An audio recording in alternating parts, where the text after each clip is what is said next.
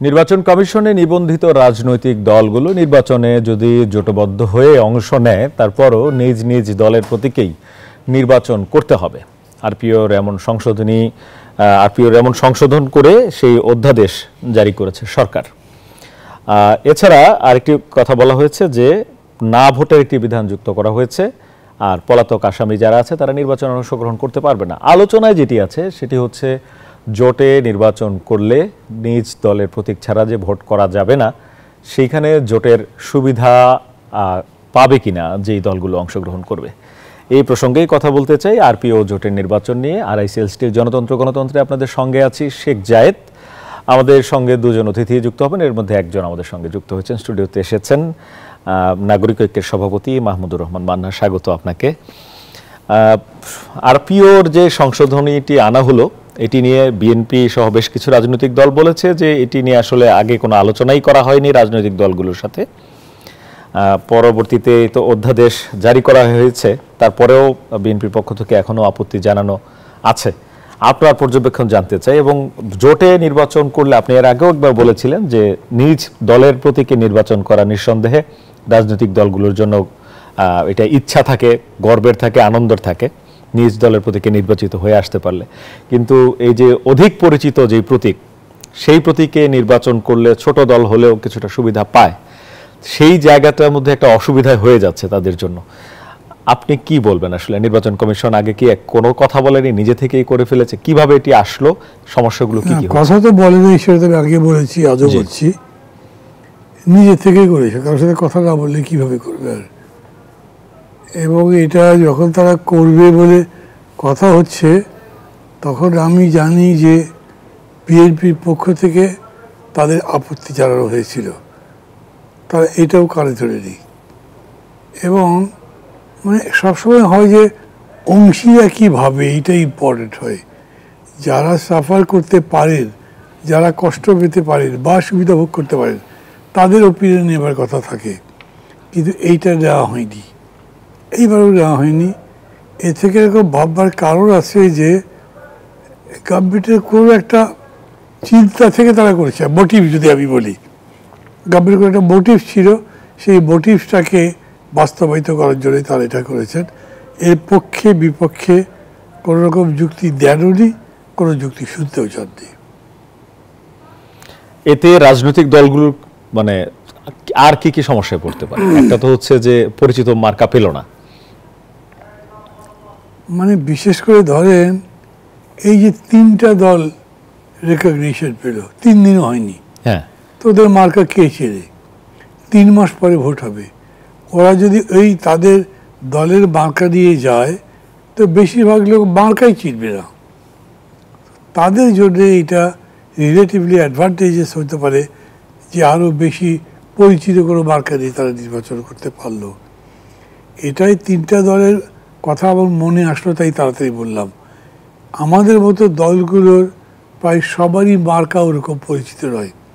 বাংলাদেশে দলীয় প্রতীক পরিচিত 3-4টা দলের আছে, আর দলের তো নাই। তো জোট যখন হয় তখন এই হয় যে জোটের মধ্যে একটা জোটের সাথে আরেকটা জোটের প্রতিদ্বন্দ্বিতা হয় তীব্র, জেতা যাতে যায়, তখন খুব কমন লোকে চেনে জানে সেরকম মার্কা ব্যবহার করবার সুযোগ থাকে। এই আরপিওর কারণে এখন এই সুযোগটা নষ্ট হয়ে গেল, এটা ঠিক। আমি খুব অ্যাডভান্টেজ কিছু দেখি না। একটা কথা বলা যেতে পারে, কেন নিজের মার্কা দিয়ে করলে তো নিজের দলটা পরিচিত হলো, মার্কা পরিচিত হলো, তো সেটা আগে যা ছিল তাতেও আপনি করতে পারতেন, করা যেত। অর্থাৎ অপশন আছে, আপনি নতুন কিছু দিয়ে করতে পারেন, অথবা আপনাকে যেটা দেওয়া হয়েছে মার্কা সেটা দিয়ে করতে পারেন। এটা বাধ্যবাধকতার মধ্যে দিয়ে কিছুই যুক্ত হয় না। এটা কি এখন আবার পরিবর্তনের সুযোগ আছে? না থাকবে কেন? তারা যখন আগেরটা পরিবর্তন করতে পারলো, তাহলে এটাও পরিবর্তন করতে পারবে, না পারবে কেন? জি, ধন্যবাদ আপনাকে। আরেকটি বিষয় নিয়ে আমি জানতে চাই আপনার কাছে, সেটি হচ্ছে এই যে ডক্টর ইউনূসের সরকারের তারা যে ঐকমত্য কমিশন করে দিলেন এবং তারা তাদের দীর্ঘ সময় আলোচনা করলেন রাজনৈতিক দলগুলোর সাথে, এরপর এখন আবার রাজনৈতিক দলগুলোকে বা রাজনৈতিক দলের কোর্টে বল ঠেলে দিয়ে বলা হচ্ছে যে আপনারা নিজেরা আলোচনা করে একটা নির্দেশনা আমাদের এখানে দেন। সেই নির্দেশনা চাওয়াটাকে আপনি কিভাবে দেখছেন এবং নির্দেশনা তৈরি করার কোনো কার্যক্রম দেখতে পাচ্ছেন কিনা? মানে আমি না যদি নির্মোহভাবে দেখি জি, তাহলে হতভম্ব হয়ে যেতে হয়। 8টা মাস ধরে যেটা করলেন সেটা তো সম্মিলিত চর্চা ছিল। কেন করলেন? দরকার মনে করেছেন বলেই তো করেছেন, এবং বলেছেন যে আমরা একটা জাতীয় ঐক্যবদ্ধ করতে চাই। অতএব প্রথমে সংস্কার কমিশন ছিল, পরে নামটা বদলে দিয়ে জাতীয় ঐক্যবদ্ধ কমিশন করেছেন, যাতে জাতীয় ঐক্যবদ্ধ গড়ে ওঠে। এখন ঐক্যবদ্ধ গড়ে ওঠে নাই, এক্সপোজড এটা, সেইগুলোর জন্য বললে যে আপনারা কয়েকজন মিলে বসে করেন, আমরা সব মিলে বসবো না।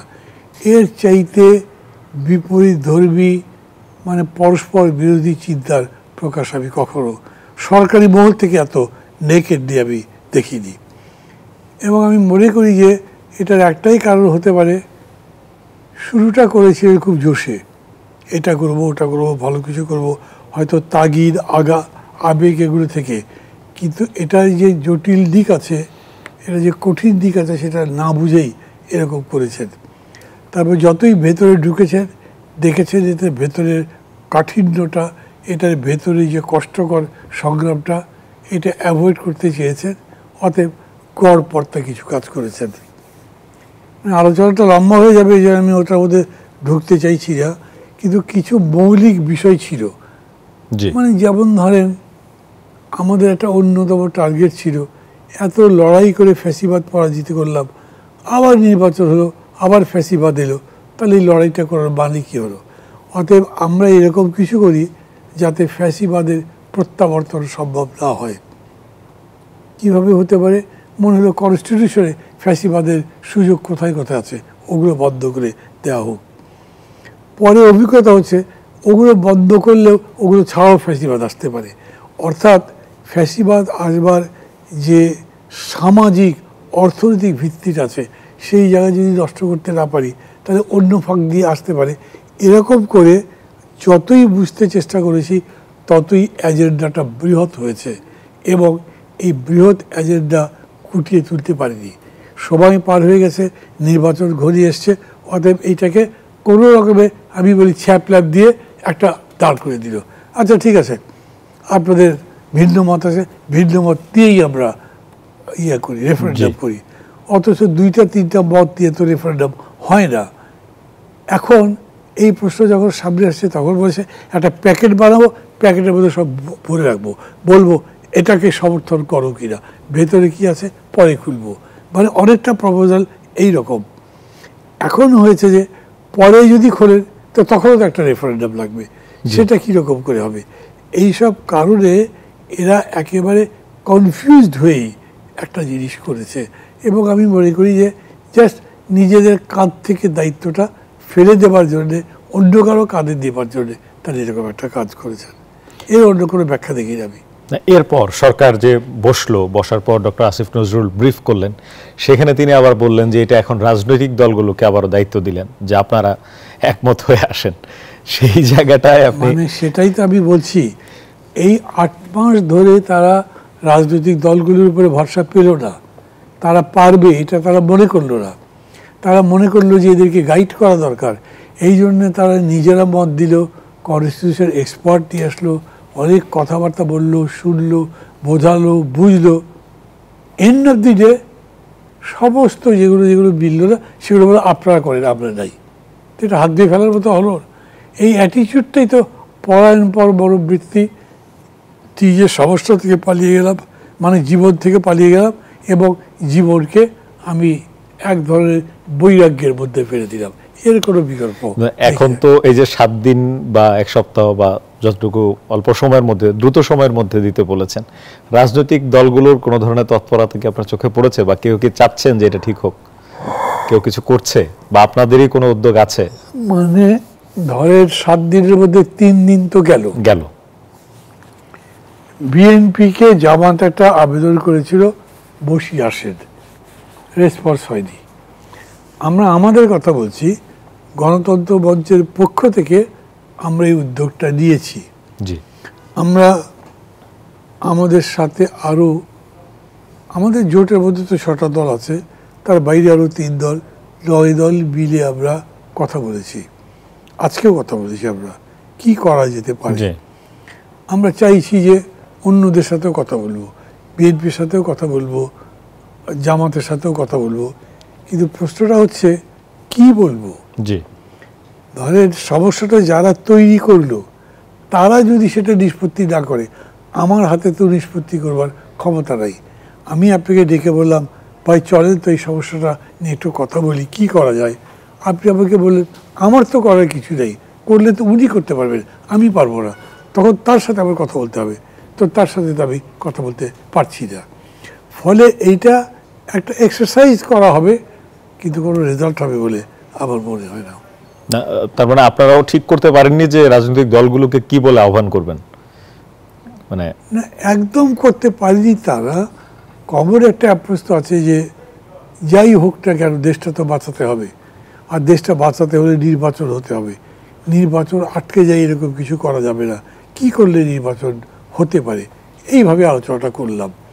ওনারাও বললেন, আমরাও বললাম, কিন্তু তারপরে বিষয়টা কংক্রিট হচ্ছে না। যে আটকে যেখানে গেছে সেই আটকানো তো খিলটা তো আমি লাগাইনি, আমি খুলতেও পারছি না।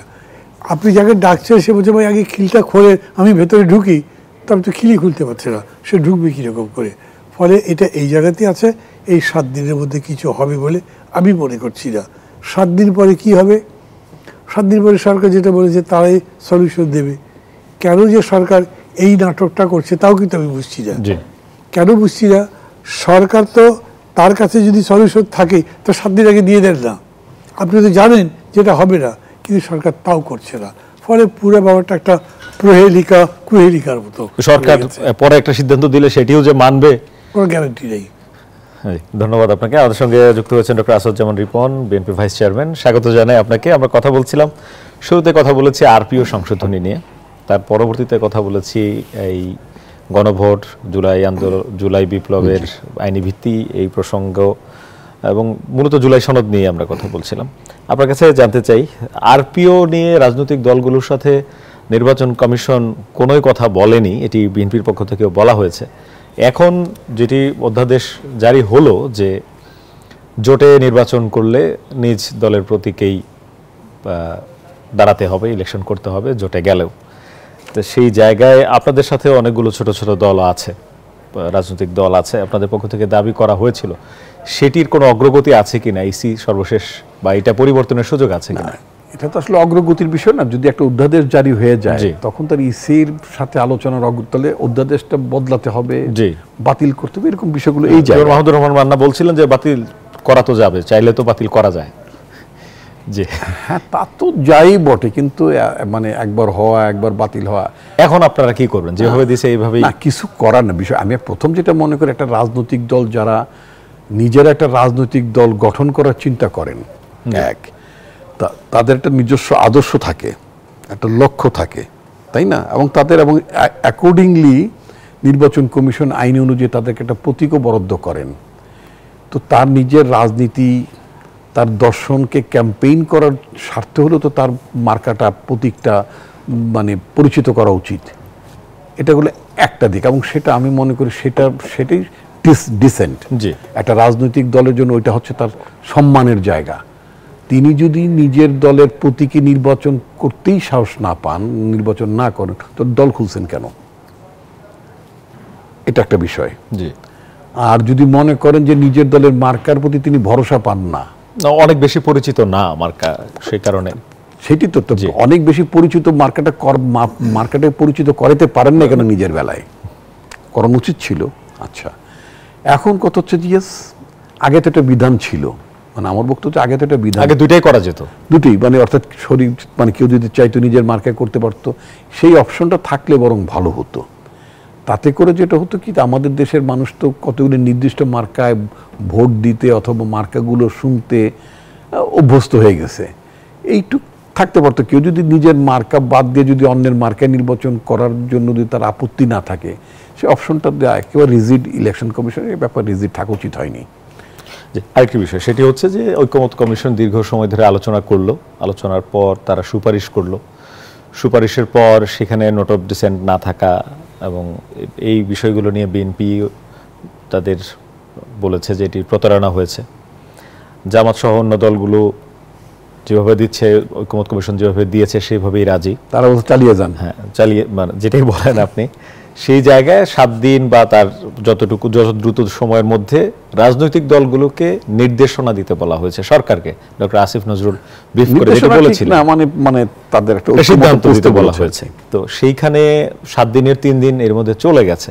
রাজনৈতিক দলগুলোর পক্ষ থেকে এখন পর্যন্ত বসাবসি হয় নাই। আপনি কি বলবেন আসলে এটা কি হচ্ছে? আসলে বিষয়টা থেকে সংকটটা, এটা যদি আপনি একটা সংকটও ধরেন, মানে বিষয়টা তো ছিল না, মানে এই জায়গাটা তো মানে নাও আসতে পারা সম্ভব ছিল। অর্থাৎ 7 দিনের আলটিমেটাম, রাজনৈতিক দলগুলোর মধ্যে নিজেদের মধ্যে বসাবসি, নিজেদের মধ্যে রাজনৈতিক দলগুলো নিঃসন্দেহে বসবে, নানা ইস্যুতেই এতদিন বসেছে তো, হ্যাঁ সেটা নিঃসন্দেহে বসেছেও। কিন্তু আপনার এখন যে মতনৈক্যগুলো, মানে বাড়তি যে মতনৈক্যগুলো, যেমন মনে করেন নোট অফ ডিসেন্ট ছিল, তো এই নোট অফ ডিসেন্টের আলোচনা করেই তো রাজনৈতিক দলগুলো যে যার মতো সভাস্থল ত্যাগ করেছে মানে আমি বর্জন করেছে বলিনি। আচ্ছা, আপনি কি করলেন? আলোচনা করার পর হঠাৎ করে আপনি দেখা গেল, সুপারিশের সময় দেখা গেল যে আমাদের দলের তরফ থেকে যেই নোট অফ ডিসেন্ট যেগুলো ছিল সেগুলো ওটার মধ্যে অন্য দলের গুলো বাদ দিয়েছে, সেটা আমাদের সাথে অ্যাকোমোডেট হয়নি, অন্যদের সাথে অ্যাকোমোডেটেড হয়নি। এই যে অ্যাকোমোডেট না করে আপনি ঢালাওভাবে বাদ দিয়ে দিলেন, বলেন expert in the name of experts opinion. তো এক্সপার্টস অপিনিয়নের নামে আপনি যে এটা চাপালেন, তার আগে অংশীজনদের সাথে একটু সভা করা উচিত ছিল না? যে আমরা কিন্তু আপনাদের নোট অফ ডিসেন্ট রাখতে পারছি না, অথবা অনেক সময় তো ক্ষেপণ বলবো না, অনেক সময় তো গিয়েছে এগুলো আলোচনাকে একটা জায়গায় পৌঁছতে। এটা একটা বড় মাপের অগ্রগতি, কারণ বাংলাদেশের পলিটিক্যাল পার্টিগুলো তারা তো নিজেদের মধ্যে মুখ দেখা দেখি ছিল না, বসাবসি ছিল না, সমঝোতা ছিল না, আলোচনা ছিল না।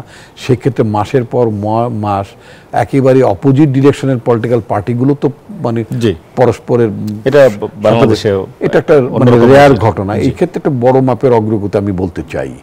এবং সেই জন্য আমি মনে করি যে এই জুলাই সনদ বলেন, জুলাই ঘোষণা বলেন, এখানে যে সমস্ত বিষয়গুলো, কন্টেন্টসগুলো সন্নিবেশিত হয়েছে, সেগুলো ওনাদের মানে মান্নাভাই সহ অন্যান্য অপরাপর রাজনৈতিক দলগুলোর দীর্ঘ সময়ে যে কন্ট্রিবিউট তারা করেছেন, সেখানে তার একটা আউটকাম, এটা একটা ঐতিহাসিক ঘটনা নিঃসন্দেহে। সুতরাং এই ঐতিহাসিক দলিলটির একটা ঐতিহাসিক মর্যাদাই থাকা উচিত ছিল। এরপরে যখন আমরা দেখলাম যে রাজনৈতিক দলগুলোর তরফ থেকে প্রতারণার শব্দ আসছে, এবং এটা যে আমরাই শুধু বলেছি তা না, অন্যরাও এনসিপিও একই কথা বলেছে। আমি শব্দটাকে যদি বলি বিশ্বাসভঙ্গের বা আস্থার জায়গাটা চির ধরেছে, যদি আমি এইভাবে বলি। অর্থাৎ আমরা সরকারের কাছ থেকে মনে করেছিলাম যে এটা হবে না, কারণ মানে আপনার যে ঐকমত্য কমিশনের তো আসল প্রধান তো প্রফেসর মোহাম্মদ ইউনূস, এবং তিনি একই সাথে তিনি সরকার প্রধানও। সুতরাং এইখানে যে আস্থায় যদি চির ধরে থাকে, তার তো কিছুটা মানে দায়ভাগ তো প্রফেসর মোহাম্মদ ইউনূসের উপরও পড়ে। এখন তো নড়াচড়া, মানে রাজনৈতিক দলগুলোর কোনো নড়াচড়া নেই। এখানে যেটা দেখলাম, একটা কৌশলী একটা স্টেটমেন্ট দেখলাম সরকারের তরফ থেকে, মানে অর্থাৎ advisers they set for a meeting, তারা মানে তারা বসেছিলেন, বসার পরে তারা একটা সিদ্ধান্ত নিয়েছেন, যে সিদ্ধান্তটি মন্ত্রিপরিষদের, আমার কাছে মনে হলো মন্ত্রিপরিষদ তখন উপদেষ্টা পরিষদের মুখপাত্র হিসেবে তাদের আইন উপদেষ্টা তিনি যেটা বললেন, তিনি উদ্বেগ প্রকাশ করেছেন যে রাজনৈতিক দলগুলোর মধ্যে মানে অনৈক্য চলছে, উত্তেজনাপূর্ণ বক্তব্য আসছে ইত্যাদি, মানে এগুলো উদ্বেগ প্রকাশ করেছেন। এর ফলে যেটা হচ্ছে জনগণের মধ্যে আরও কিছুটা উদ্বেগ বেড়েছে বটে তার স্টেটমেন্টে। নাম্বার 2 হচ্ছে যে উনি বলেছেন, মানে আমি বলি ওনার বলাটা মানে সরকারের বক্তব্যটা আমি বলতে চাই। সরকার বলেছেন যে পলিটিক্যাল পার্টিগুলো নিজেরা বসে তারা একটা রেকমেন্ডেশন সরকারকে দেবে, এবং সরকার সেটা করবে। এবং তারা আমার অভিমত হচ্ছে, তারা খুব ভালো করেই জানে আপনার যে পর্যবেক্ষণ 3 দিন অতিবাহিত হয়ে গেছে, ইতিমধ্যে বসাবসি হয়নি। জামাতের তরফ থেকে ইতিমধ্যে সরকারের বাইরে জামাতের তরফে একটা বসাবসির একটা আহ্বান ছিল বটে। আচ্ছা, তার কোনো দৃশ্যমান বসাবসিটা আমরা দেখলাম না। অর্থাৎ যে সংকটটা শুরু হয়েছে, আমি মনে করব ইনিশিয়ালি সংকটটা তৈরি করেছে সরকার। মানে এটা যে একটা সংকটের যদি আপনি সূত্র ধরেন, তাহলে এটা সৃষ্টি হচ্ছে সরকারের তরফ থেকে, মানে ওই জায়গা থেকে। এই প্যাচগোছগুলো যদি না লাগিয়ে যদি খুব সহজভাবে ইদিনা সিরাতুল মুস্তাকিম লাইনে যদি চলতাম, তাহলে এই ঝামেলাগুলো হতো না। আমি আস্তে আস্তে যেটা শুনলাম, মান্না ভাই খুব রাইটলি বলেছেন যে আসলে দেশের জন্য একটা নির্বাচিত সরকার দরকার। আমরা তো ইতিমধ্যে দেখেছি এই সরকারের পক্ষে IMF এর তরফ থেকে $4.5 বিলিয়ন, মানে অ্যারাউন্ড $5 বিলিয়ন আসার যে একটা কমিটমেন্ট ছিল লাস্ট ফেজের, সেটা কিন্তু আসছে না এবং বলেছে নির্বাচিত সরকারের সাথে তারা নেগোশিয়েট করবেন। তাহলে দেখা যাচ্ছে যে আমরা তো উপদেষ্টা পরিষদের যে কারিশমা, গভর্নমেন্টের যে ইয়েটা, ঠেলাটা, বা বাংলা কথাটা, সোজা কথা, সবই বাংলাই বলছি, মানে একটা প্রচলিত শব্দ উল্লেখ করেছি মাত্র, বা দৌড়, এটা তো আমরা দেখতে পাচ্ছি। এখন টোটালটাই তো নির্ভর করছে আপনার রেমিটেন্সের আয়, বাড়তি ইনভেস্টমেন্ট, তাই না, বা মানে বাড়তি কমিটমেন্টস ফ্রম মানে ডোনর এজেন্সিজ বা ইন্টারন্যাশনাল মানিটারি এজেন্সিজ, হ্যাঁ, লেন্ডিং এজেন্সি, এদের কাছ থেকে তা শুনছি না। তো সুতরাং জায়গাটা কোথায় যে ঠেকেছে যে একটা নির্বাচিত সরকার চায়, নির্বাচিত সরকারের সাথে তারা ডিলিং করতে চায়। তাহলে আমাদের নির্বাচিত সরকার লাগবে, আমাদের ভালো নির্বাচন লাগবে, নির্বাচনের পরে আমাদের মানে কি বলে দেশটা, নির্বাচন তো আপনারাই করবেন, এই রাজনৈতিক দলগুলি করবে নির্বাচন। তো এখন যে জটিলতাটা হয়ে আছে, সেই জায়গাটাই তো প্রতিবন্ধকতা হয়ে হলো, সেটাই বলতে চাচ্ছি আমি, যে এটা তো সবাইকে উপলব্ধি করতে হবে, এটা নিয়ে কোনো বাড়তি খেলাধুলা না থাকাই ভালো হবে। এবং সেটা রাজনৈতিক দলগুলোর বাড়তি খেলাধুলা, বাড়তি চালাকি করাটা ঠিক হবে না। সোজা কথা, স্মুথলি কিভাবে ফেব্রুয়ারির মধ্যে, পারলে জানুয়ারিতে যদি সক্ষমতা থাকে, আমি তো মনে করি যে এমন তো মহাভারত অশুদ্ধ হবে না, কারণ তফসিল তো ঘোষণা হয় নাই, বলা হয়েছে যে ফেব্রুয়ারির প্রথম ভাগে ইলেকশনটা হবে। আপনি বলছেন যে নির্বাচনের দিকে যত দ্রুত যাওয়া যায় সমাধানটা তত দ্রুত। আপনি নির্বাচন বলছে নির্বাচনী, আপনারা বলেন না নির্বাচনী ট্রেনের যাত্রা শুরু করেছে। আমি 2 সেকেন্ডে শেষ করি। আমি ট্রেন আগেও যেতে দেখছি, আবার সেই ট্রেনকে পিছনের দিকেও যেতে দেখছি, এটা আমি সত্যি দেখছি। আপনি দেখছেন কিনা জানি না, ট্রেন কিন্তু অনেক সময় মানে ইঞ্জিন শান্টিং দিয়ে পেছনের দিকেও যায়। আমার কথা হচ্ছে কি, যেটা ফেব্রুয়ারিতে যাওয়ার কথা, সেটা জন্য তড়িৎ গতিতে আরো আগায়, এটা জন্য আবার ওই পেছনের নির্বাচনের ট্রেন যেন পিছনের দিকে না হাঁটে, নানান ধরনের শর্ত, নানান ধরনের কথাবার্তা, এগুলোর মধ্য দিয়ে এটা দরকার হবে না। আর তবে পলিটিক্যাল পার্টিগুলোর দায়িত্ব হবে রেসপন্সিবল বিহেভ করা, যেটা এখনো শুরু হয় নাই। রাইট, রেসপন্সিবল বিহেভ বলতে কোনো কন্ডিশন না রে ভাই, সোজা কথা, নির্বাচনী ট্রেন যাতে বগিতে ওঠেন, ওঠে গন্তব্যে নামেন। জি, ধন্যবাদ। একটা বিরতি নেই, বিরতি থেকে এসে আবার কথা বলবো। দর্শক, কথা বলছিলাম আরপিও সংশোধনী, জোটের নির্বাচন, একই সঙ্গে ঐক্যমত কমিশনের যে সমাপ্তির পর এখন যে পরিস্থিতি দাঁড়িয়েছে, সেটি নিয়ে একটা বিরতি নিচ্ছি। ফিরছি একটু পর, সাথে থাকুন। বিরতির পর আবারও স্বাগত। দেখছেন RICS স্টিল গণতন্ত্র। কথা বলছিলাম চলমান রাজনৈতিক পরিস্থিতি নিয়ে। এর মধ্যে আপনারা দেখেছেন যে বিএনপির পক্ষ থেকে 236টি আসনে 237টিতে করা হয়েছিল, পরে একজনেরটা স্থগিত করা হয়েছে, মনোনয়ন দেয়া হয়েছে যারা ধানের শীষ প্রতীকে লড়বেন। এর আগে জামায়াতে ইসলামীও মনোনয়ন দিয়ে তারা প্রচারণা শুরু করে দিয়েছিল। বিএনপির এই মনোনয়ন ঘোষণার পর আমরা বিভিন্ন জায়গায় যারা মনোনয়ন বঞ্চিত হয়েছেন তাদের ক্ষোভ দেখেছি, আবার যাদেরকে মনোনয়ন দেয়া হয়েছে তাদের মধ্য থেকেও অনেকের বিষয়ে নানা রকম প্রশ্ন সামনে আসছে। সর্বশেষ আজকে একজন মনোনয়ন পাওয়ার পর, আজকে যিনি এরশাদুল্লাহ নাম, চট্টগ্রাম মহানগর বিএনপির আহ্বায়ক, তিনি নির্বাচনী প্রচারণায় গিয়েছিলেন, সেইখানে গুলির ঘটনা ঘটেছে এবং এই গুলির ঘটনায় একজন নিহত হয়েছেন। এরশাদুল্লাহ নিজেও গুলিবিদ্ধ হয়েছেন। নেতাকর্মীরা বলেছেন যারা স্বাধীনতা বিরোধী, যারা নির্বাচন পেছাতে চায়, তারা এই ধরনের কাণ্ড ঘটিয়েছে। জানতে চাই, আসলে আরও তো সংঘর্ষের ঘটনা ঘটছে, নির্বাচন যেহেতু সামনে এগিয়ে আসছে, সেহেতু আইন শৃঙ্খলা পরিস্থিতি ধীরে ধীরে কি অবনতির দিকে যাবে কিনা? মাহমুদুর রহমান মান্না। আইন শৃঙ্খলার কথা আপনি বলছেন, সেটা অন্যদিক। জি, কিন্তু এই যে নমিনেশনটা দেওয়া হলো, এইটার মধ্যে যে পলিটিক্স আছে সেইটা হলো ফান্ডামেন্টাল। কেন বলছি কথাটা দেখেন, আমরা বলছি যে এত বড় অভ্যুত্থান দেশটা বদলে দেবে, জি, আমরা বদলাবো, আমাদের রাজনীতি বদলাবে। সেই রাজনীতির প্রকাশটা কিসে হবে? আপনি যে কাজকর্মগুলো করেন, আচরণ, উচ্চারণ, এগুলোর মধ্যে থেকে তো, এবং তার মধ্যে খুবই ভাইটাল একটা জিনিস হলো এই নমিনেশন। বিকজ আপনি দেশের নেতা নির্বাচন করছেন, সেই নেতাদের ব্যাপারে প্রশ্ন যদি তৈরি হতে থাকে, ওদেরকে যারা নেতা হিসেবে বর্ণনা দিলেন তাদের ব্যাপারে তো প্রশ্ন তৈরি হতে পারে। তাহলে আপনি যে বদলাবার ইনস্ট্রুমেন্টটা তো লাগবে, বদলাবার মানুষটা লাগবে, ম্যানেজার লাগবে। সেই ম্যানেজারই যদি রং প্রমাণ হয়, তাহলে আপনি কি? অনেক নেতারাই অভিযোগ করেছেন ঋণ খেলাপি আছে, আন্দোলন সংগ্রামে যারা ছিলেন না এমন মানুষজন আছে, এরকম অভিযোগগুলো আসছে। আমি ধরেন ঋণ খেলাপি আছে টের পাননি, অধিকারী খেলাপি তো নির্বাচন কমিশনের বাছাই বাদ পড়ে যাবে, বাদ পড়বে। কিন্তু কিছু আছে যেটা আমি দেখলাম, এই যে চট্টগ্রামে যে মারা গেলেন, এর সম্পর্কে আমি আগে ভালো করে জানতাম না, কিন্তু ঘটনা ঘটবার পরে সন্ধ্যার পর থেকে দেখছি তার ছবি কার কার সাথে আছে, তিনি কি কি করেছেন সবই মানুষ জানে। কেন তাকে নমিনেশন দেওয়া হলো? আর একজনকে আপনি নমিনেশন দিয়েছেন, উনি বক্তৃতা শেষে জয় বাংলা বলেন, এই কোনো কথা হলো? মানে এগুলো যদি হয়, তারপরে আপনি দলটাকে কিন্তু একটা পরিশীলিত করা, দলটাকে রিফাইন করার কোনো কাজই করছেন না। এই এত বড় অভ্যুত্থানের পরে, এত বড় আত্মদানের পরে আপনি দলকে যে গুণগত মান সম্পন্ন করবেন তার চেষ্টাই করছেন না। তাহলে আপনি ওই চেতনা ধারণ করেন এই অভ্যুত্থানে, সেটা আমি বলবো কেন? আপনি সেই চেতনার পক্ষে তো করেননি, বরঞ্চ এমন কাজ করছেন যেটা চেতনার বিপক্ষে যাচ্ছে। আমি জানি না এই 237 জনের ব্যাপারেই পুরো স্টাডি আপনারা করছেন কিনা। আপনারা বলতে আমি মিডিয়ার কথা বলছি, অথবা যারা গবেষণা করেন। আমি বরঞ্চ দাবি করছি যারা এই কাজগুলো করেন 237টা ক্যান্ডিডেটকেই স্টাডি করেন, করে ওপেন দেন মানুষের কাছে যে এদের এই এই এই আছে। আপনি আজকে নেতৃত্ব নির্বাচনেই যদি ভুল করেন, তাহলে আগামী নেতৃত্ব কীরকম করে দেশে একটা ভালো রেজাল্ট দেবে? আমি তো কোনো সুযোগ দেখি না। এবং মানুষের মধ্যে এখন যে আশাটা তৈরি হয়েছিল, ইকুয়ালি তার অপোজিট হতাশাটাই তো তৈরি হবে। দেশ তো ভালো জায়গাতে যাবে না। এখনই ক্রিটিসাইজ করার সময়, এখনই বলার সময়।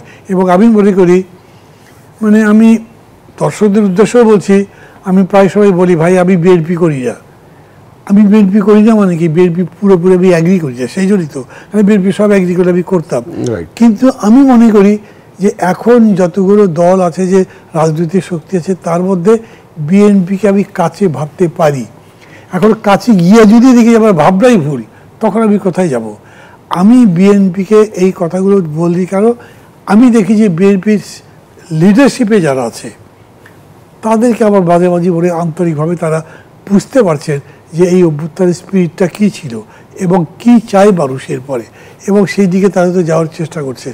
কিন্তু এটা যখন ট্রান্সলেটেড হচ্ছে into reality in lower level, Trinamool পর্যায়ে বা ধরেন তার একটু উপরে, তখন তো ভিন্ন চিত্র দেখতে পাচ্ছি। তখন এরকম ডমিনেশন কীরকম করে হতে পারে আমি কোনো মানে বুঝলাম না। আমি গতকালকে এবং আজকেও বেশ কিছু সময় এর সাথে যে আলাপ আলোচনা করেছি, তাদের কাছে আমি বলেছি আমার কাছে একটা জিনিস ভালো লাগছে, এইবারে এই নমিনেশনের মধ্যে আমি কোনো বাণিজ্য দেখছি না, মনোনয়ন বাণিজ্য এইটা দেখছি না, খুব ভালো। কিন্তু আজকে আবার এই হত্যাকাণ্ডের ঘটনার পর থেকে যে স্টোরিগুলো আমার কাছে আসতে শুরু করছে, তাতে আমি আবার হতাশায় পড়ে যাচ্ছি। বিএনপি আমার দল নয়, কিন্তু তবু বিএনপি আমার দল। কেন? বিএনপি মেজর পার্টি, বিএনপি জিতে ক্ষমতায় যেতে পারে। তাহলে এই দল ক্ষমতায় গেলে তো আমারই সরকার, তারপরে আমারই পার্টি হয়ে গেল। এটা সেই পার্টিকে আমি যদি মনে করি যে পার্টি ঠিক মতো করতে পারছে না, তাহলে কীরকম করে হবে? মানুষ কীভাবে বলবে? আবার আসবো আপনার কাছে। জনাব আসাদুজ্জামান রিপন, বাছাইটাকে মানে আপনার কি মনে হয় যে ভালো করে খোঁজ খবর নেওয়া হয়নি বা কোথাও ঘাটতি রয়ে গেছে? সেটা তো আমি আসলে বলতে পারবো না। আমি পত্রপত্রিকার রিপোর্টে যেটা দেখেছি যে নানাভাবে মানে জরিপ টরিপ চালানো হয়েছে, তারপরে সম্ভাব্য প্রার্থীদের ব্যাপারে খোঁজ খবর নেওয়া হয়েছে, নির্বাচনে জিততে পারার মতো প্রার্থীদেরকে বিবেচনায় রাখা হয়েছে, এইগুলি তো রিপোর্টে শুনেছি। তবে আমার কাছে কোনো জরিপের কোনো লোকজন কখনো আসেনি, আসার কথাও না। সেটা হয়তো তারা মাঠ পর্যায়ে শুনেছে, বিভিন্নভাবে শুনেছে। আর আপনি যেটা বলছিলেন যে কিছু খেলাপি ঋণ আছে, এটা হয়তো পার্টির গোচরে ছিল না, আমি যেটা বলতে চাই। আর যদি ফর্মালি যদি মনোনয়নপত্র, যেটা একটা পার্টির সাধারণত কি হয়, মনোনয়ন নির্বাচন কমিশন তফসিল ঘোষণা করে, তফসিল ঘোষণা করার পরে পার্টি মনোনয়নপত্র আহ্বান করে, মনোনয়নপত্র আহ্বান করার পরে তারপরে পার্টির ফর্ম ফিল আপ ইত্যাদি ইত্যাদি। এই প্রক্রিয়াগুলো যেহেতু অনুসরণ হয়নি, এটা প্রাথমিক বাছাই মাত্র, তাহলে যারা এখন এই মুহূর্তে যাদের নাম বেরিয়ে আসছে খেলাপি ঋণের অধিকারী হিসেবে, তাদের ব্যাপারে খোঁজ খবরগুলো নেওয়া সম্ভব হয়নি। আর আপনি যেটা বলছিলেন যে খেলাপি ঋণালার তো এমনি তো বাছাইতে টিকবে না, তো যাই হোক, তো এটা তো চূড়ান্ত না। হ্যাঁ, মহাসচিব বলেছেন। হ্যাঁ, এটা তো চূড়ান্ত না, এটা তো প্রাথমিক। কামাল জামাল কি যেন বললেন উনি একটা মনোনয়ন যেটা স্থগিত হয়েছে, এটা কোনো জরিপে আসার কথা না, খুব ক্লিয়ার কাট। এই তো এটা আমাকে অনেকেই বলেছে, আমি নিজেও তো মিডিয়ার লোক, আমাকে অনেকে বলেছে, আমি দু একটা আমিও শুনেছি, একটা ওই আগে যে রাজনীতিটা করতো পতিত স্বৈরাচারী দলের যে রাজনীতিটা করতো, সেই রাজনীতির যে একটা কমন স্লোগান ছিল, সেই স্লোগানটা দিয়ে পরক্ষণেই সে হঠাৎ করে তার বোধোদয় হতো, আরে উনি তো এখন বিএনপি করে, তখন চট করে যেটা জিব্বায় কামড় দিত, মানে আছে না, মানে থুক্কু টাইপের ব্যাপার ট্যাপার। এটা নিয়ে গেস মিডিয়াতে সমালোচনা হচ্ছে, but I must give thanks to my party লিডারশিপকে, স্ট্যান্ডিং কমিটি মেম্বার মানে সিনিয়র লিডারদেরকে আমি ধন্যবাদ জানাতে চাই। সেটা হলো যে তারা এই যে মানুষের ক্রিটিসিজমটা, যে মানুষ এটা পছন্দ করেনি, এইটা যে আমলে নিয়েছে, এটা কিন্তু ভেরি গুড সাইন। তার মানে বাকিগুলো যাচাই বাছাই হওয়া উচিত। এবং পার্টির মহাসচিব বলেছেন যে মানে এটা একটা সম্ভাব্য প্রার্থী তালিকা।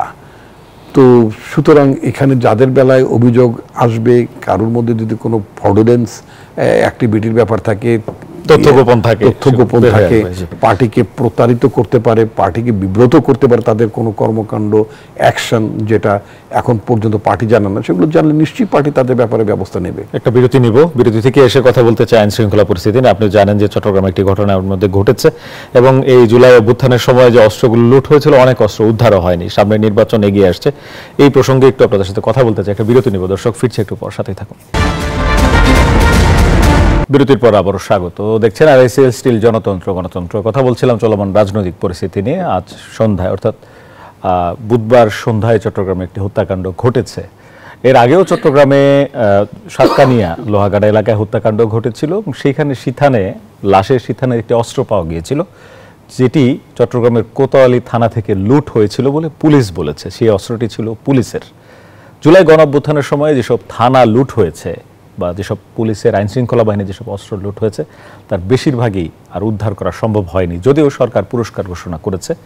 পরবর্তীতে আর এটি সাড়া পাওয়া যায়নি। সামনে নির্বাচনের আগে রাজনৈতিক দল, সরকার, তাদের মধ্যে যেসব কথাবার্তা আলোচনা চলছে, সবই নির্বাচন কেন্দ্রিকই হচ্ছে এবং ফেব্রুয়ারিতে নির্বাচন হবে, সবাই এটাতে অংশগ্রহণ করবে, সেটি রাজনৈতিক দলগুলো বলছে।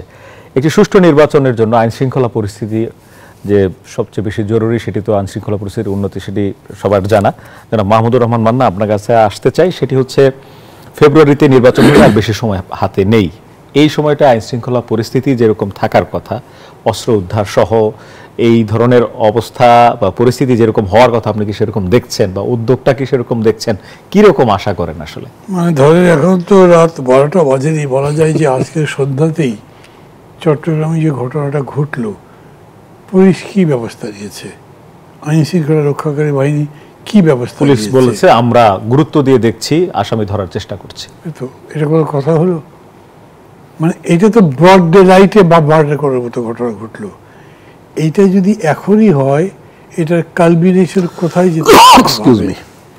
এরকম ঘটনা, এটা প্রথমে আপনি বললেন না বীরেশ্বরে আর একটা ঘটনা সাতকানিয়ায় ঘটেছিল, এইরকম আরো ঘটনা তো ঘটেছে, আরো ঘটতে পারে বলে বলা হচ্ছে। এবং এরকম আমি শুনতে পাচ্ছি যে এই যে বিএনপির পক্ষ থেকে যে নমিনেশনগুলো ডিক্লেয়ার করা হয়েছে, সেগুলো নিয়ে পরস্পরের মধ্যে একটা বড় ধরনের ক্ষোভ, বিক্ষোভ, এমনকি বোর্ড কষাকষি আছে, যেগুলো সব একটা লড়াপেটা বেঁধে যেতে পারে। এটা যদি হয়, এটাও তো একটা আইন শৃঙ্খলা পরিস্থিতি তৈরি করে। আমি বলবো না যে একা আইন শৃঙ্খলা রক্ষাকারী বাহিনী এটা পারবে, রাজনৈতিক দলগুলোরও দায়িত্ব নেওয়া উচিত। কিন্তু সম্মিলিতভাবে যদি এটা করতে না পারেন, তাদের যে কথাটা বারবার প্রফেসর ইউনূস বলেছেন, একটা খুবই চমৎকার নির্বাচন তিনি উপহার দেবেন, যা দুনিয়ার লোক সবাই অ্যাপ্রিসিয়েট করবে, এরকম তো হবে না। দ্বিতীয় কথা হচ্ছে যে এই নির্বাচনটা এখনও ওই অর্থে প্রতিদ্বন্দ্বিতামূলক হয়নি, কারণ নির্বাচনটা মাঠে গড়ায়নি। মাঠে যখন গড়াবে তখন হিসাব করব এই কটা ভোটে হেরে যেতে পারি, এই লোকটা ফ্যাক্টর, ওকে কিছু করা দরকার, এবং তখন প্রতিযোগিতাটা শত্রুতার মতো একটা জায়গায় যাবে। কন্ট্রোল করবার জন্যে আপনার বাহিনী লাগবে, বিশেষ করে পুলিশ বাহিনী। দেখেন, আমি না এই কথা বহুবার বলেছি যে গত বছরের আগস্টে এবং জুলাই আগস্ট ধরেন, এই দুটো মাসে যা ঘটেছে পুলিশের সাথে জনগণের সাথে, জনগণ পুলিশের সাথে, পুলিশ জনগণের সাথে এইটাকে একটা পজিটিভ অ্যাপ্রোচ দিয়ে দেখা দরকার ছিল, যাতে যে ট্রমাটা তৈরি হয়েছে সেটা দূর হয় এবং পরস্পরের সাথে আবার মিশে দেশ গড়ার কাজে, আইন শৃঙ্খলা ফিরিয়ে আনবার কাজে নামতে পারে। কোনো উদ্যোগই দেওয়া হয়নি, পুলিশের কোনো রিফর্ম হয়নি, পুলিশকে একটা অ্যাপ্রোচও আপনি করেননি। লোক যা হয়েছে এনাফ, এখন এটা থামাও, এখন তোমাকে বড় দায়িত্ব আসছে দেশটাকে গণতন্ত্রের দরজায় নিয়ে যাওয়ার জন্যে। তুমি কি করবে, এই তোমার কাজ। তুমি যাই করেছো যেটা মানবতা বিরোধী অপরাধ, তাকে তো আমি ক্ষমা করতে পারবো না। তাছাড়া সবাই তোমরা এই দেশের নাগরিক, এই দেশে চাকরি করো, এই দেশের দায়িত্ব পালন করো, তোমাদের কেউ কিছু বলবে না। এই রকম করে এই বাহিনীটাকে রিঅর্গানাইজ করার চেষ্টা করা হয়নি। এখন তার ফলাফল আপনি দেখছেন, সামনে নির্বাচন চলে এসেছে। এখন কি হবে জানেন, যেখানে যার জোর বেশি সে তার জোর খাটিয়ে ভোট করতে পারবে, পুলিশ কিছু করবে না। পুলিশ দেখবে যে এই লোকটা বা এই যে গোলমালটা যারা করছে ওরা দুদিন পরে ক্ষমতায় যাবে, আমি কেন তার বিরুদ্ধে যাব? কারণ সে দেখছে না যে এখানে কোনো ধরনের একটা ইথিক্যাল বা পলিটিক্যাল, নৈতিক কোনো একটা ব্যারিয়ার তৈরি হয়েছে, একটা বাধা তৈরি হয়েছে, বিধিনিষেধ তৈরি হয়েছে, যেটার ভিত্তিতে আগামী সমাজটা চলবে। তো তাহলে কীরকম করে চলবে? আমি বলছি এই জিনিসটা হয়নি, ফলে আমরা যেখানে ছিলাম ওখানেই আছি। ধন্যবাদ আপনাকে আসাদুজ্জামান রিপন। এখন করবো কি আমরা? আসলে না, করবোটা কি বলে তো হাত পা ছেড়ে দিলে চলবে না। প্রথমত হচ্ছে যে নির্বাচনী ট্রেন যেটা চালু হয়েছে সেটাকে চলতে দিতে হবে, স্মুথলি চলতে দিতে হবে, এটা গেল এক। এবং আমাদের একটা নির্বাচিত সরকার লাগবে, সেটা যাতে কোনোভাবে বাধাগ্রস্ত না হয়। তার জন্য যে ক্যাপাবিলিটি অফ দ্য ফোর্সেস, এখন যেমন সেনাবাহিনী নির্বাচনের দায়িত্বে থাকবে এবং সেনাবাহিনী কিন্তু আইন প্রয়োগকারী সংস্থার ওই সংজ্ঞার মধ্যে সেনাবাহিনীও আছে। তো দীর্ঘদিন তো আসলে সেনাবাহিনী মানে প্রায় 14 মাস তো সেনাবাহিনী মাঠে আছে। তার মানে আমি সেনাবাহিনীর ঊর্ধ্বতন কর্তা যারা পাবলিকলি যে কমেন্ট করেছেন তাতে করে সেটা হচ্ছে তারা অনেকটা মাঠে থাকার কারণে তারা তাদের নিজস্ব ট্রেনিং থেকেও তারা বঞ্চিত আছেন। তো ফলে আপনার বিকল্প একটাই এই পরিস্থিতি, সেটা হচ্ছে যে হাত ছেড়ে দেওয়া না, হতাশ হওয়ার কোনো ব্যাপার নেই। যা সামর্থ্য আছে এই পুলিশদের মোরালটা বাড়াইতে হবে। কারণ পৃথিবীতে সব দেশে পুলিশ লাগে, পুলিশ খুব ভঙ্গুর অবস্থার মধ্যে ছিল। যে ঘটনা আওয়ামী লীগের আমলে পুলিশকে যেভাবে ব্যবহার করা হচ্ছে অথবা তারা ব্যবহৃত হয়েছে, খুব সোজা কথা। এখানে পুলিশের নৈতিকতা থাকার কোনো কারণ নাই। পুলিশ সাধারণ মানুষের কাছে পুলিশের সে সম্মান মর্যাদাটা নাই। সেজন্য পুলিশের সে সম্মান মর্যাদাটা ফিরিয়ে আনার জন্য মান্না ভাই যেটা বললেন, এই ধরনের একটা অ্যাপ্রোচ থাকা দরকার, অ্যাড্রেস থাকা দরকার, যাতে করে পুলিশ সংকোচ বোধ থেকে স্বাভাবিক অবস্থায় ফিরে আসতে পারে, যাতে মনে করি এই দেশটা আমাদেরও, যেটা হয়ে গেছে এনাফ, এখন আমাদেরকে দেশটাকে রিবিল্ড করতে হবে। এবং এটি হচ্ছে সুযোগ একটা নির্বাচিত সরকার আসার ক্ষেত্রে। তার যে কোড, সে কোড অনুযায়ী চলবে। ইটস নট দ্যাট যে অমুক দলের জেতার সম্ভাবনা আছে, অমুক প্রার্থীর জেতার সম্ভাবনা আছে, না। আমি যেমন আমি যখন আমি তো নির্বাচন মনোনয়ন প্রত্যাশী ছিলাম। আমি কিন্তু আগে আমার স্থানীয় প্রশাসনকে যে বার্তাটি দিতাম, আমি আমার উপজেলা প্রশাসনকে, নির্বাহী কর্মকর্তাকে বলেছি, যদি আপনি নির্বাচন চলাকালীন সময় দায়িত্বে থাকেন এবং আমার দল আমাকে আল্লাহর হুকুম অনুযায়ী মনোনয়ন দেয়, তাহলে আমি প্রার্থী হলে আপনি কিন্তু নির্বাচনের স্বচ্ছতা প্রতিষ্ঠা করার জন্য কোন ধরনের বাড়াবাড়ি, অর্থাৎ আইন রাজনৈতিক দলের নেতা হিসেবে আপনি দৃষ্টিভঙ্গিটা দিয়ে দিবেন, কঠোর দৃষ্টিভঙ্গি পোষণ করবেন এবং এখানে কোনো দল বিবেচনা করার কোনো দরকার নেই। আপনার বইতে অর্থাৎ প্রশাসনিক বইতে একজন কর্মকর্তা হিসেবে যা লেখা আছে আপনি তাই পালন করবেন। পুলিশের কর্মকর্তারা যখন তাদের সাথে কথা একই কথা বলেছি, ওই জায়গাটিতে আমাদের যেতে হবে, কোনো ছাড় দিলে চলবে না। প্রফেসর মোহাম্মদ ইউনূস যেটা বলেছেন, যেমন একটা নির্বাচন করতে চাই, উদাহরণ সেই উদাহরণটি সৃষ্টি করার জন্য শুধু পুলিশ একা না, আমি যে বার্তাটি পুলিশকে দিয়েছি, যে বার্তাটি আমি প্রশাসনকে মাঠ পর্যায়ে দিয়েছিলাম যখন আমি নির্বাচন মনোনয়ন প্রত্যাশী ছিলাম, এখন তো প্রাথমিক তালিকার মধ্যে in fact I didn't find my name over দিয়ে। সুতরাং এই মেসেজটা প্রতিটি প্রার্থীকে দিতে হবে। পুলিশ যাতে মনে করে যে না, প্রার্থীদের পক্ষ থেকে আমার উপর কোনো চাপ নেই, আমার উপর কোনো চাপ নেই, তারা আমার সে চায় না, আইন অনুযায়ী কাজ করতে। অনেক ধন্যবাদ জানাই আপনাদের দুজনকেই। দর্শক, কথা বলছিলাম চলমান রাজনৈতিক পরিস্থিতি নিয়ে, আইন শৃঙ্খলা পরিস্থিতির উন্নতির জন্য বেশ কিছু পরামর্শ দিয়েছেন আলোচকরা। আজকের আয়োজন এখানে শেষ করবো। আগামীকাল অন্য কোনো বিষয়ে জনতন্ত্র গণতন্ত্রে আমরা দেখা হবে। ভালো থাকবেন সবাই।